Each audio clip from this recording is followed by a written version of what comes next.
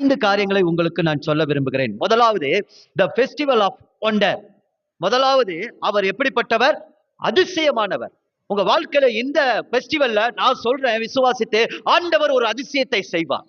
உங்கள் வாழ்க்கையில அதிசயமான ஒரு காரியத்தை தேவன் நடத்த வல்லவராய் இருக்கிறார். ஓ தேவ ஜனமே, நீங்கள் கலங்கி கொண்டு இருக்கிறீர்கள். இந்த வருஷத்தை துவக்கினவர் இந்த வருஷத்தின் முடிவிலே இந்த கிறிஸ்து பிறப்பின் பண்டிகையிலே உங்களுக்கு ஆண்டவர் உங்கள் கண்கள் ஆச்சரியப்படத்தக்க ஒரு அதிசயத்தை செய்கிறவர். ஏனென்று சொன்னால் அவர் நாமம் அதிசயம். அவர் நாமமே அதிசயம். அந்த அபிஷேகம் உங்க மேல பலிக்கும். அந்த நாமத்தை நீங்க நம்புகிறபடினால், விசுவாசித்து இருக்கிறபடினால், அந்த நாமம் தான் நமக்கு அதிசயத்தை கொண்டு வரும். என்ன அந்த அதிசயம்? அப்படி என்ன இயேசு அதிசயமானவர்? அவர் பிறப்பிலே அதிசயமானவர். ஒரு ஆணுக்கும் பெண்ணுக்கும் அவர் பிறந்தவர் அல்ல, பரிசுத்த ஆவியினாலே பிறந்தவர். ஒரு கன்னியின் வயிற்றிலே கருவாய் உருவாக்கப்பட்டவர். லூக்கா 1:35 மரியாளிடத்திலே கர்த்தர் பேசுகிறார். உன்னதமானவர் உன்னின் மேல் நிழலிடுவார், உன்னதமானவருடைய பலன் உன் மேல் வரும், அப்பொழுது ஒரு குமாரன் உனக்கு பிறப்பான். பிறப்பிலே பரிசுத்தம். இரண்டாவது, சாஸ்திரிகள். உலகமெங்கும் இருக்கிற சாஸ்திரிகள், அவங்களுக்கு ஒரு அஸ்ட்ராலஜி பாருங்க, அந்த ஞானத்தினால அறிவினால அந்த நட்சத்திர அடையாளங்களுக்காக காலங்களுக்காக வைத்து உலகத்துல இருக்கிறவங்க எல்லாம் எங்க வந்துட்டாங்க? பெத்லகேமுக்கு வந்துட்டாங்க. அந்த நட்சத்திரம் வழிகாட்டுகிறது. It is wonder. உலகத்துல இருக்கிற சாஸ்திரிகள் எல்லாம் ஒரே நேரத்துல ஒரே விதங்கள்ல ஒரே தேசத்தை நோக்கி வராங்கன்னா, இட்ஸ் a miracle God. அவர் அதிசயமானவர், எல்லாத்தையும் ஒன்றிணைக்கிறவர். சாஸ்திரிகளை ஒன்றிணைத்தார்.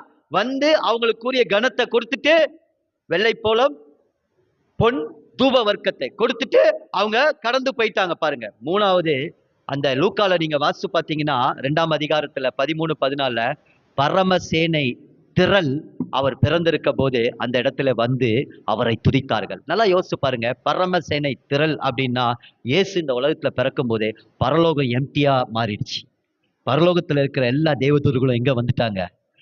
அந்த பிறந்த மேய்ப்பர்கள் இருந்த இடத்துல வந்துட்டாங்க. It's a wonder, wonderful God. எனக்கு அன்பானவர்களே, அப்போ நான் சொன்னேன், அவருடைய பேர்ல ஒரு அபிஷேகம் இருக்கு, அவருடைய பேர்ல ஒரு அடையாளம் இருக்குன்னு நான் சொன்னேன்.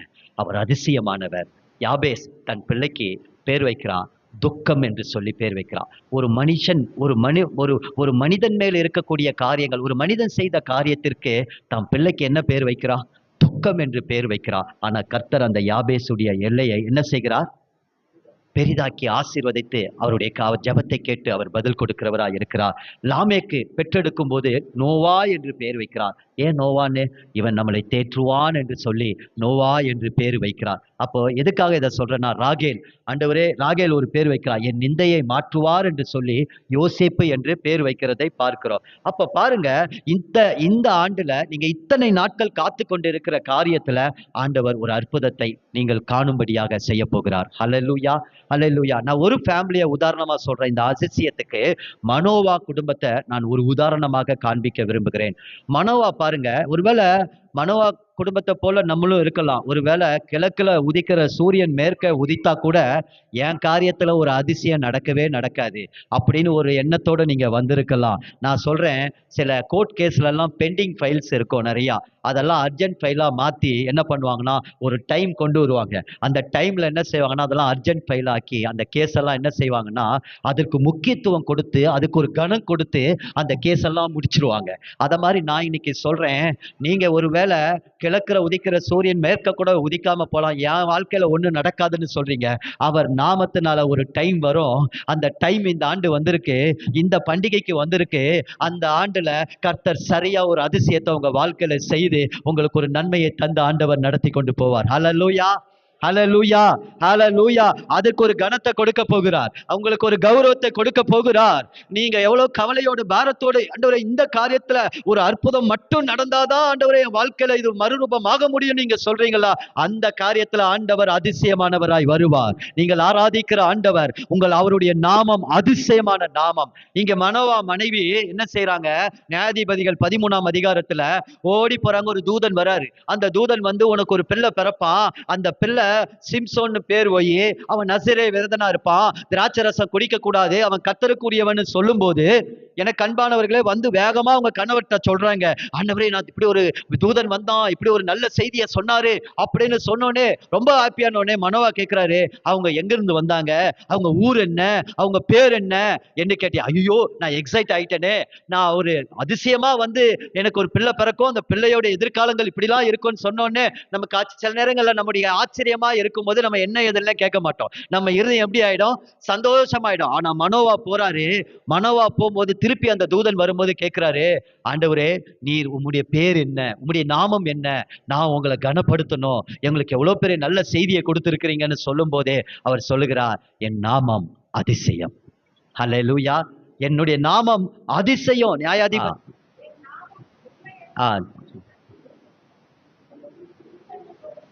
அதிசயம் என்றார். நான் இதை எதுக்காக இந்த காரியத்தை சொல்றேன்னா, பிறப்புக்கு அப்ப அங்க வந்த தூதன் யார், அங்க வந்த தூதன் யார், அவர் நாமத்தை கேட்கும் போது அந்த நாமத்துக்கு ஒரு பேர் வைக்கிறாரு, அந்த நாமம் என்ன, அதிசயம். அங்க வந்தது காபிரியல் தூதன் அல்ல, அங்க வந்தது மிகாவேல் தூதன் அல்ல, அங்க வந்தது ஆண்டவராகிய இயேசு கிறிஸ்து. ஹல்லேலூயா.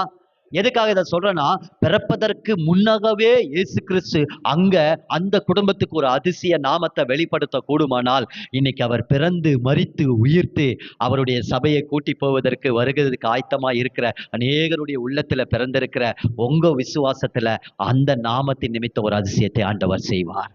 ஹல்லேலூயா. நிச்சயமாய் அவர் செய்வார். அதிசயமான இயேசு பிறப்பதற்கு உங்கள் உள்ளத்தை திறந்து கொடுத்திருக்கிறபடினாலே அவர் அதிசயம் செய்வார். மனிதன் பணம் மட்டும்தான் கொடுப்பான், இந்த இயேசு உங்க கூட இருந்தா எல்லாம் கொடுப்பார்.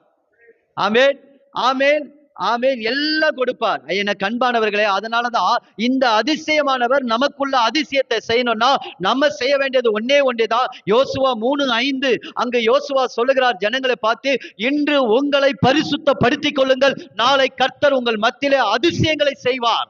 நீங்கள் பரிசுத்தமாய் அந்த ரட்சிப்பை காத்துக் கொள்ளும் போது ஆண்டவர் நிச்சயமாய் அதிசயத்தை செய்கிறவர், கிரகிக்க முடியாத காரியங்களை செய்கிறவராய் இருப்பார். ஆமென், ஆமென். எத்தனையோ அதிசயங்களை ஆண்டவர் என் வாழ்க்கையில செய்திருக்கிறார். எனக்கு அன்பானவர்களே, உங்க வாழ்க்கையில இந்த ஃபெஸ்டிவல் எப்படி இருக்கும்னா, த ஃபெஸ்டிவல் ஆஃப் ஒண்டர், நீங்கள் அதிசயத்தை காண்கிற பண்டிகையாக கர்த்தர் இதை மாற்றி கொடுப்பாராக.